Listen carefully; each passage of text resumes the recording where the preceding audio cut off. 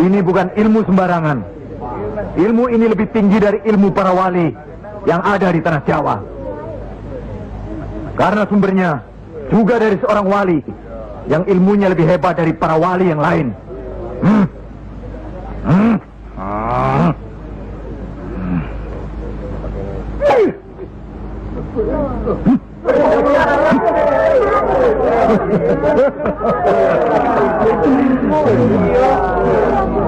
Bagaimana Pak Kaji? Pak Kaji bisa? Ini ilmu Tuhan Pak Kaji. Mereka tahu ketinggian ilmu saya Pak Kaji.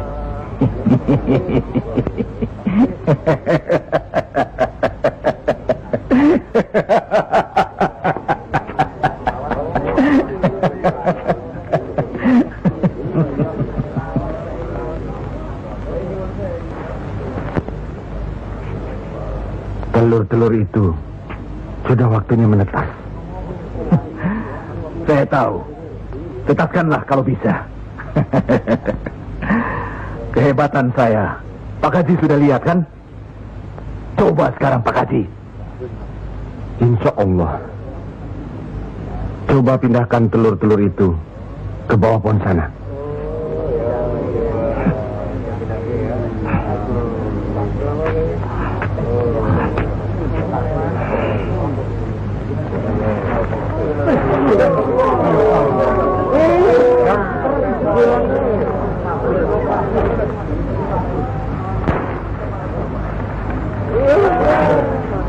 Monggo Pak Haji.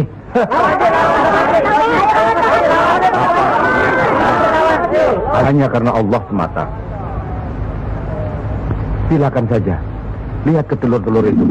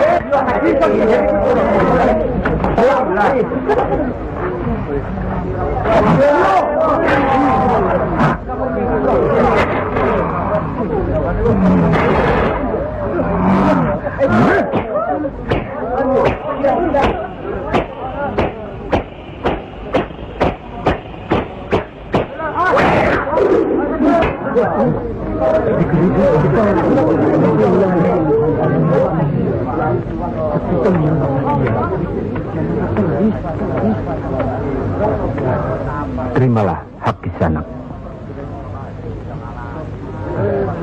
Ilmu tidak untuk diperagakan, tapi untuk diamalkan. Terimalah.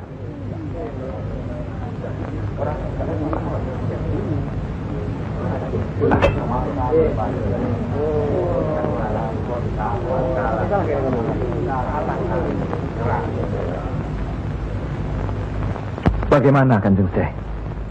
Kalau ada yang menyatakan Kanjeng Syekh bid'ah, murtad, musyrik dan tukang sihir, saya mesti bilang apa kalau begitu Kanjeng Syekh?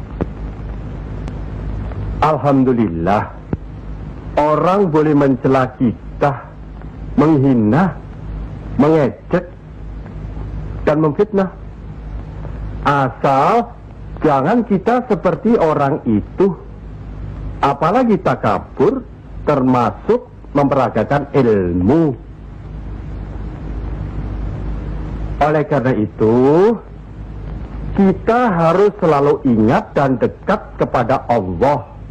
Eling eling lan mituhu marang Gusti Allah. Loh, iya kan toh? Mesti eling mituhu. Pokoknya kita bisa berbuat apa saja kalau eling lan mituhu.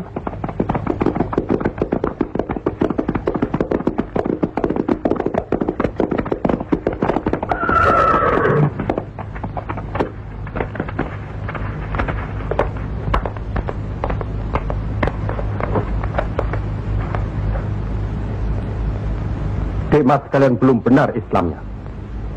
Tidak memberi salam terlebih dahulu. Kayak curu. Maafkan kami, Kanjeng. Saya tahu maksud kedatangan para utusan terhormat dari Pengging. Sampaikan saja pada Loro Bupati. Saya mau bantu kalau urusan agama. Urusan pemerintahan, saya tidak mau ikut campur. Itu berarti Pengging menolak ajakan kita. Gimana Paman? Jelas. Karena Pengging dan kelompok wali sedang main lihat-lihatan. Memang, apalagi tersiar berita bahwa para wali telah mencalonkan Raden Patah sebagai Sultan di Bintoro Demak. Apa maksudnya itu, Kanjeng? Itu satu taktik untuk mengizinkan jalan, karena beliau masih ada tetesan darah Majapahit.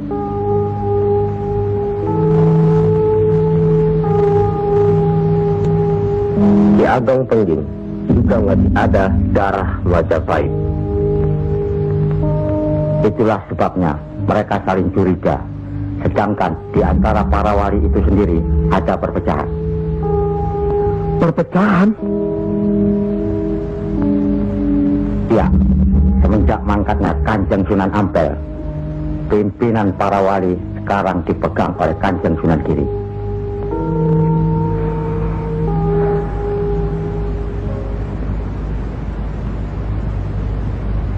Saya tidak mengerti mengapa Dimas Sunan Kalijogo menggunakan ini. Apa ini ajaran Islam? Saya pun tidak mengerti mengapa Kanjeng Sunan Giri baru mempersoalkannya sekarang. Justru pada saat memperingati 100 hari wafatnya Kanjeng Sunan Ampel. Kenapa tidak dulu-dulu?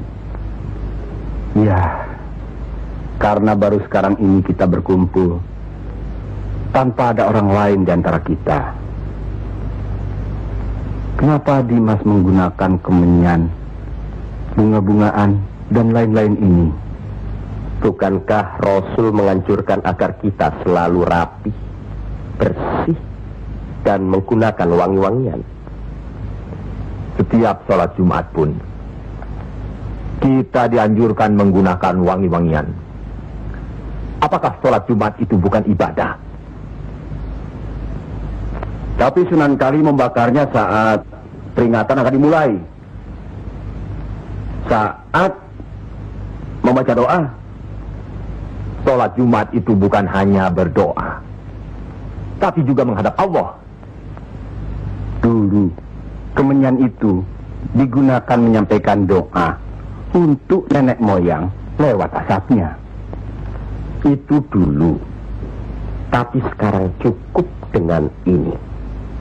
Yang pasti, kemenyan itu tidak boleh. Adakah tertulis jelas nama kemenyan itu? Adakah penjelasan atau kejelasan mengenai jenis, bentuk, atau nama dari wangi-wangian itu?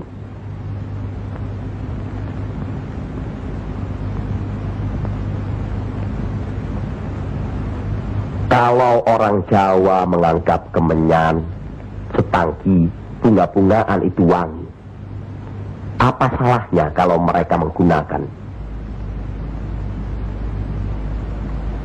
Tapi Sunan Kali kan bisa melarangnya. Untuk apa melarangnya? Untuk apa kalau cuma membuat mereka tersinggung dan kemudian kita tidak berhasil mengislamkan mereka? Memang Sunan Kali lah yang selalu lain cara pendekatannya kepada rakyat. Tidak ada cara lain, Kanjeng Sunan Giri, selain mendekatkan hatinya, sentuh perasaannya, sesuaikan dengan kebiasaannya, yang kemudian setelah mereka merasa cocok, sesuai, lalu kita rubah sedikit demi sedikit. Bukankah kesemuanya itu telah kita musyawarahkan terlebih dulu? Tapi ingat, janganlah merendahkan martabat Sunan Wali dengan berpakaian mulung seperti itu terus-menerus. Kanjeng Sunan Kudus, kita punya budaya sendiri. Gunakanlah itu. Dengan begini saya bisa mendekatkan diri, bergaul dengan mereka. Tidak ada jarak antara kita dengan mereka. Ada sambung rasa. Lagi pula iman Islam seseorang bukan terletak di pakaian, tapi di sini. Yang penting bersih, aurat tertutup.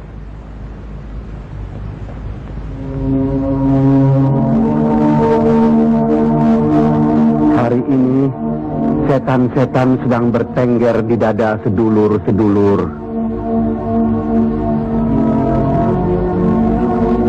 Lupa akan firman Allah. Kalau ada perselisihan di antara kita umat muslim,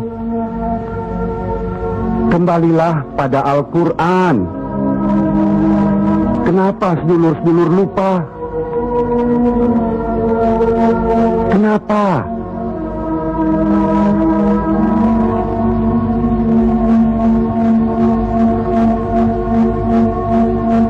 Maafkan Kanjeng Sunan Giri. Mestinya hal ini tidak boleh terjadi.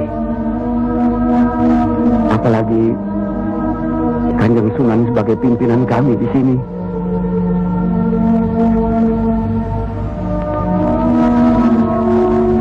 Kita harus ingat akan bahaya Islam yang berpusat di Pengging, yang perkembangannya begitu cepat, penyebarannya dan cara mengajarnya yang berbeda dengan kita.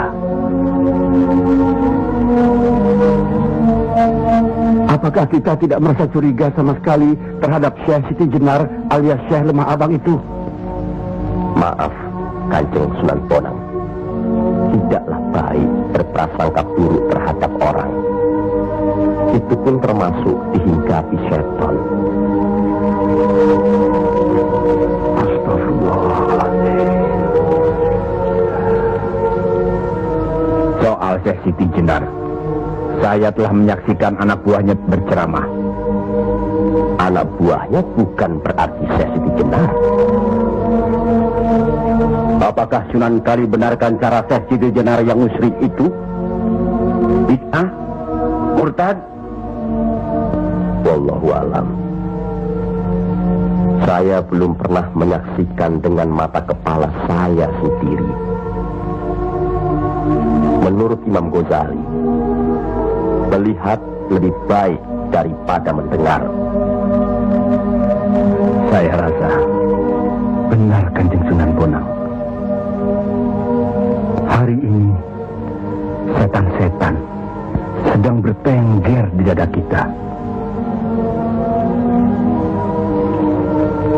Maafkan saya, Kanjeng. Sama-sama, Kanjeng. Maafkan saya.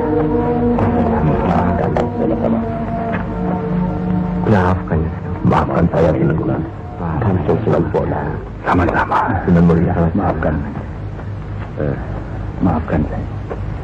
Maafkan Kanjeng Sunan. Alhamdulillah. Maafkan Kanjeng Sunan.